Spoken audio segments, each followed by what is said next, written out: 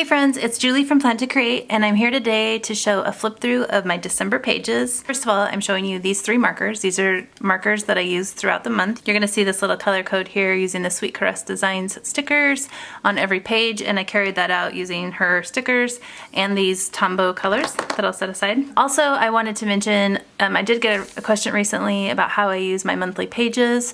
These are definitely a work in progress for me, and primarily what these are is a place for me at the beginning of the month to kind of lay out the month to see like what's coming, particularly if we have travel plans or some big events that are right around the corner. This is really helpful for me because just hearing the date of the 17th doesn't always help me understand where I am in relation to that.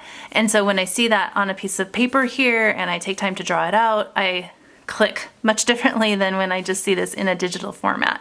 So I keep an iCalendar, I track all of these events are going to be in my phone, available for me to see on the go, but there is something about writing it out, seeing it on paper, and when I actually physically do this, that's when things start to solidify for me and I get a better feel of where I sit in the world. Overall, I really try to keep my monthly pages as clutter-free as possible. I would like for them to just show like what are the events that we had to be at, what are the things that we specifically did, and I don't want to clutter it with much extra detail because I kind of like to see by one glance like, huh, that was a really busy month. Wow, we traveled a lot, or whoa, we did absolutely nothing through that month. At one glance I can tell which one of those it is. Having said that, I did add a tiny bit of deco here, and I wanted to explain here, I decided that I wanted to have those 4 colors here, but I didn't necessarily want them to just be like, meh, nothing. So we actually have a rental house that we rent out with 3 renters, and so I checked when each of the girls paid their rent, and then when I finally did the final Venmo transfer towards our bank, that's how I decided to use that. So I'm getting to add some color, but I'm also doing something that kind of is a visual reminder for me of a task that I need to manage. These were sticky notes from Poi and Hun, I believe, and they're just little clear white ones you can probably hardly see, but I just stuck 3 different goals there that month, kind of things that I wanted to commit to. And you know, this one really fizzled towards this last week while I was traveling, and I kept thinking about it like, but I wrote down follow my workout schedule, dang it, and it just kind of didn't happen as religiously while I was on the road, and I decided to let that go because I did not need to stress out about it. But you can see here I've used the planner spot. I believe these are her removable washi strips. And I went ahead and I scheduled the videos that I wanted to have. Then I even took some time to decide. I try to do like 2 main filming days per month and then just use the other days between that to edit. It's been really helpful, and just kind of having some videos queued up. And this is really helpful for me too because I need to see like, oh yeah, I'm going to be out of town, so I absolutely have to film that day, edit while I'm on the road in order to have the rest of the videos that I want to put out in the future. So just thinking through stuff like that is what the purpose of my monthly page is.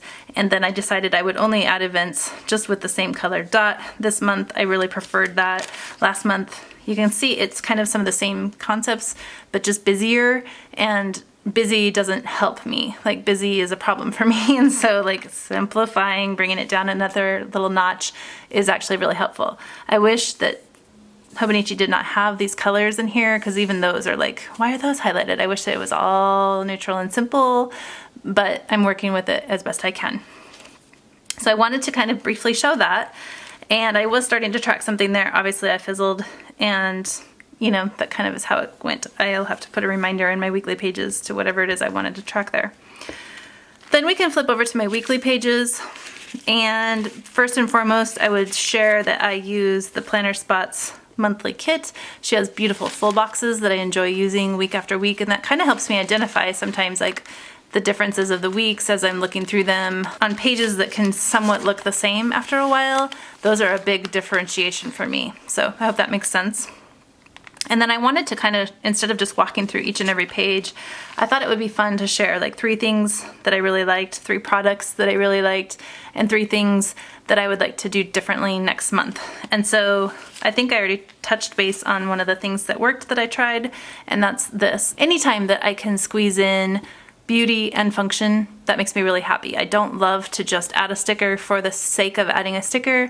I love the idea of like, ooh, it has a secret meaning, or it's, you know, serving a purpose in my planner. So I'm always on the lookout for ways to do that. So to me, that was like a good way to marry those two things. I enjoyed that. Something else that I really thought was a good idea this month is that I went ahead and I stamped out the weekly numbers while I had them all out.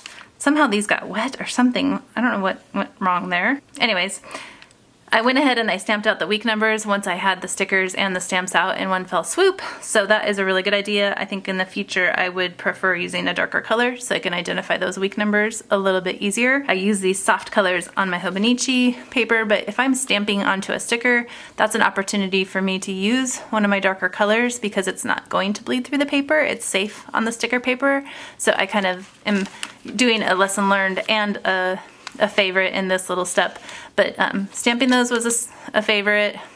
Using a darker ink might be something that I would do differently the next time. Let's see what else. Okay, yeah, these dewdrops, I have to mention those. Those can be kind of intimidating. That's a big sticker. It's a big statement on your planner. You know, if you plunk that down, it's there for a reason, and I really enjoyed that because that to me blocked off a large chunk of time. It's like about 4 hours worth here in the Hobonichi. So if you know you're going to be doing something, you're at work for 8 hours and you kind of want to make it look pretty, you know, it's just a really nice way to, again, use a sticker that's pretty, but use it to add function in your planner. That's a fun thing that I enjoyed doing this month that I kind of discovered were those giant drops from the planner spot. They are transparent so that you can see the grid through, which I think is kind of fun. I can write on these, I believe, using my pen, but I really liked using, yeah, I think I wrote on that one. It was fine, but I did really enjoy using some stickers to layer up with those. Another thing that was fun that I did, I have shown before how I've taken a stamp. I have a circle stamp, and you can add a little bit of color to the simple icon stickers from the planner spot, but this time I chose a transparent sticker over it, so instead of a stamp. Either one works well, but that's just a fun way to make those icons pop. Sometimes white stickers on white paper.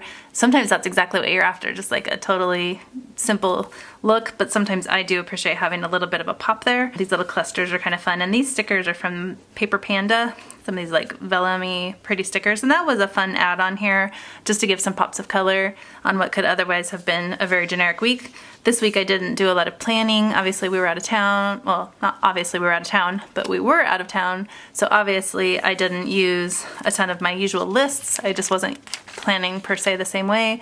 And this week we're slowly working our way back in. And I'm sharing this video. I'm actually filming it the day before the end of the month, so technically we still have this much left.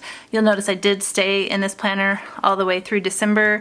I will not be using this week in my future planner. I know that like my 2022 planner would have this option, but I'm just going to jump in on that actual first week 01 of 2022. So I'll finish out the year here. These were a fun discovery for me. The Planner Fluent header stickers. They're slightly larger and just a little bit more of a statement. So I really like those, but that is also something that I will say that I feel bulkier. So again, I know I've mentioned this before, but I try to alternate those. And the funny thing is that I realized I've been making a little check mark here when I do my outfit of the day. I love the look of it. I love how airy that is, but I'm going to have to probably start to alternate that with just drawing it or some other method that is flat. Maybe I can find a cute stamp to do that instead, because I feel like a circle sticker bump right here, and I don't like that. That bothers me. I know it's okay for me right now, the last week, last month of the year, but if I start doing that in January, I'm not sure. That's the kind of thing that could make or break me from using a planner come May. If there's a huge sticker bump under it, I just am not going to enjoy writing on it. I know that someone else has mentioned to use the pencil board, and that does help when it comes to writing, but I'm also just tactile. When I'm just feeling my pages and I come across stuff like that, even whether I'm writing or not, it kind of bugs me. So that's just something that may or may not bother you. I'm mentioning it as a lesson learned. It's just to go easy on placing stickers in the exact same spot week after week after week, because you will have a buildup. If you're placing them in different spots, it's going to kind of evolve and work itself out, but in that same spot, it just starts to build like a little pimple. Gross. Okay. yeah, and then other than that, coming through from the previous month, I'm really happy with my sidebars. I hope that I can continue those and that those won't bother me too much. You know, it will create some bulk here on this side. If I do it the week after it's done, it really doesn't bother anything. Like I can continue to use this entire week, then I build my sidebar at the beginning of the next week, and it should be fine. I shouldn't be writing under it or letting that bother me at all. I don't know if I hit 3 and 3 and 3, but the idea was like what I liked, what worked, what didn't work as well for me. And oh, products, that's what I was gonna share is products. And I think I kind of covered that too. The dewdrops were definitely a fun product. I mean, the full box stickers, honestly, like they make such a statement and they're just such a fun way to, you know, make each, like I said, differentiate each week. And then honestly, I loved this washi from the kit, but if I had to pick like a washi to use for the rest of my life, it would absolutely be this. And I actually bought 3 rolls recently, and I might be able to do a giveaway. I might be able to part with one of those. So let's figure something out. Give me some ideas for how I could do a giveaway for a washi, because I would love to share that with you guys because it's absolutely perfection in my opinion. Alright guys, thank you for joining me for this flip. I hope that you kind of could take an idea, either something that you saw that you liked on mine or something that you would avoid doing. I'm fine either way as long as it's helping you along the process of your planning journey. So until next time, you guys take care.